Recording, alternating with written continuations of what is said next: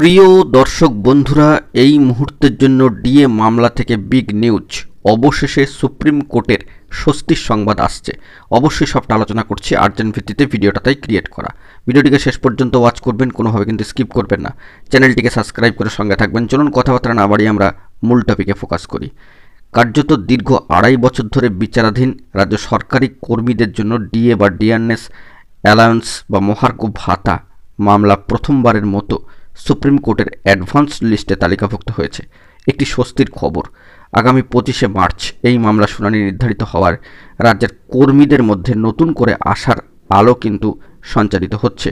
Supreme কোর্টের advance লিস্টে মামলাটি 95 নম্বরে স্থান পেয়েছে, যেমনটা সামাজিক গণমাধ্যমের সূত্র ধরে জানা যাচ্ছে। দীর্ঘদিন ধরে কার্যত ডিএ মামলা বা মহার্ঘ ভাতার এই মামলাটি নিষ্পত্তি নিয়ে অনিশ্চয়তার মধ্যে রয়েছেন রাজ্য সরকারি কর্মচারীরা। তবে সর্বোচ্চ আদালতের তালিকায় মামলা ওঠায় তারা এখন চূড়ান্ত রায়ের প্রত্যাশা করছেন। তবে নবান্ন সূত্রে জানা গেছে, সামাজিক গণমাধ্যমে যেটি উঠে আসছে, যে শুনানির প্রস্তুতির জন্য রাজ্য প্রশাসনের উচ্চপদস্থ আধিকারিকরা দিল্লিতে অবস্থিত সরকারি আইনজীবীদের সঙ্গে যোগাযোগ কিন্তু রক্ষা করছেন বা যোগাযোগ রাখছেন। পাশাপাশি আইন বিশেষজ্ঞদের সঙ্গেও কিন্তু আলোচনা চলছে। কর্মচারী সংগঠনগুলির পক্ষে সম্মানীয় মলয় মুখোপাধ্যায় মহাশয় বলেন, কার্যত যে দীর্ঘ প্রতীক্ষার পর সুপ্রিম কোর্টের অ্যাডভান্স লিস্টে মামলাটি উঠেছে। 25শে মার্চের শুনানি আমাদের জন্য অত্যন্ত গুরুত্বপূর্ণ। আমরা আশাবাদী ন্যায় বিচার পাব। অত্যন্ত বড় খবর আপডেট এই মুহূর্তে দাঁড়িয়ে ডিএ মামলাকে কেন্দ্র করে উঠে আসলো সর্বোচ্চ ন্যায়ালয় সুপ্রিম কোর্টের।